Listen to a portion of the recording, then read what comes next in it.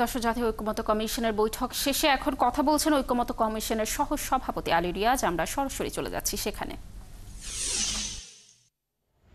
সহ জনগুরুত্বপূর্ণ বিষয় সংক্রান্ত কমিটিগুলির সভাপতির পদ আসনের সংখ্যানুপাতে বিরোধী দলকে প্রদানের ব্যাপারে সকলেই একমত হয়েছে।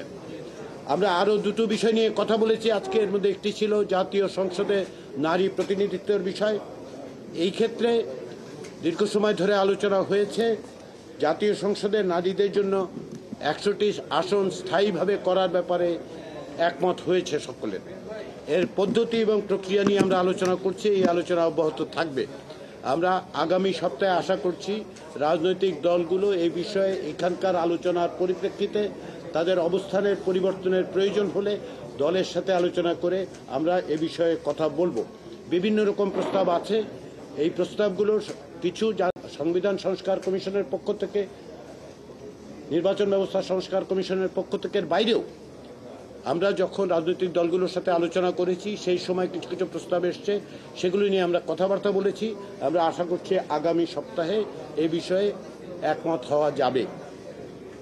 এর বাইরে যেটা আলোচিত হয়েছে, যে বিষয়ে আমরা বলতে পারি, সেটা হচ্ছে যে প্রধান বিচারপতি নিয়োগের ক্ষেত্রে অর্থাৎ যেটা সংবিধানের 95(1) অনুচ্ছেদে আছে এবং তার পাশাপাশি সংবিধানের 48(3) অনুচ্ছেদে আছে, সেগুলো সংশোধনের ব্যাপারে এক ধরনের ঐক্যমত্য হয়েছে।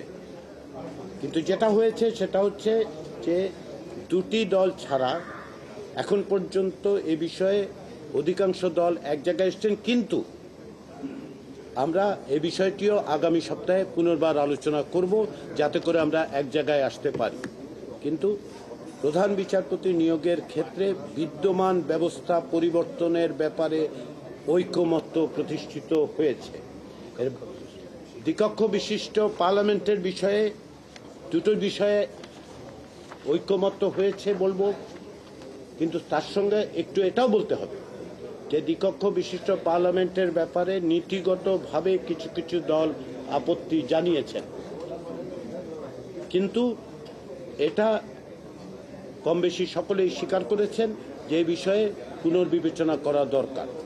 ফলে আমরা দ্বিকক্ষ বিশিষ্ট পার্লামেন্টের ক্ষেত্রে যে বিষয়ে যারাই একমত হয়েছেন তাদের অধিকাংশের ক্ষেত্রে যেটা হয়েছে, এটা 100 আসনের একটি দ্বিকক্ষ বিশিষ্ট পার্লামেন্ট তৈরি করা, উচ্চকক্ষ তৈরি করার বিষয়। কিন্তু আলোচনা শেষ হয়নি, আলোচনা অব্যাহত আছে, বিশেষ করে প্রক্রিয়া পদ্ধতি কিভাবে নির্বাচিত হবে এবং কী কী দায়িত্ব। আমরা প্রতিদিনই কিছু কিছু অগ্রসর হচ্ছি। প্রতিদিন সব বিষয়ে সিদ্ধান্তে আমরা পৌঁছতে পারবো না, এরকম প্রত্যাশা আপনারা করবেন না যে আমরা প্রতিদিন এখানে এসে বলবো যে এই বিষয়ে আমরা একমত হয়েছি। আলোচনায় অগ্রগতি হচ্ছে, অত্যন্ত ইতিবাচক অগ্রগতি হচ্ছে, এবং আমরা আশা করছি যে জুলাই মাসের মধ্যে আমরা জাতীয় সনদে পৌঁছতে পারবো এবং সেখানে অনেক গুরুত্বপূর্ণ বিষয়গুলোতেই আমরা ঐক্যমত্য প্রতিষ্ঠিত করতে পারব। সবাইকে জাতীয় ঐক্যমত্য কমিশনের পক্ষ থেকে ধন্যবাদ। এখন রাজনৈতিক দলের নেতারা হয়তো তাদের বক্তব্য রাখবেন।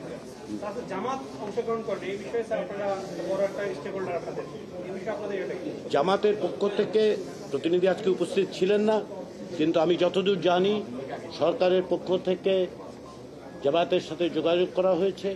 আমরা আশা করছি আমাদের পক্ষ থেকে জাতীয় ঐক্যমত্য কমিশন।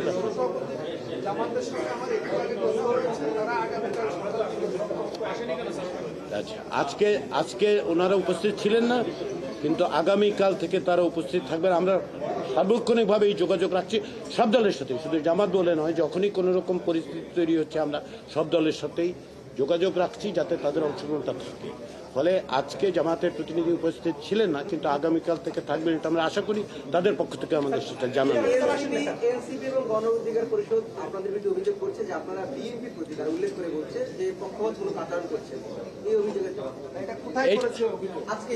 আচ্ছা, এক মিনিট। রাজনৈতিক দলগুলো যখন বিরোধীতে কথা বলেছেন তখন দুটি রাজনৈতিক দল স্পষ্ট বলেছেন যে সরকারের এবং জাতীয় ঐক্যমত্য কমিশনের কিছু কিছু কাজ পক্ষপাত দুষ্ট, এটা স্পষ্ট বলেছে। এটা তাদের মনে হয়েছে, তারা বলেছেন। আমরা সর্বাত্মকভাবে চেষ্টা করছি প্রত্যেকটি রাজনৈতিক দলকে সমভাবে মর্যাদায় সমভাবে বিবেচনা করার। কারো কারো পারসেপশন অন্যরকম হতে পারে। আমরা এটা আপনাদের কাছ থেকেই শুনলাম, এটা আমরা বিবেচনায় নেব। সবাইকে ধন্যবাদ। ঠিক আছে।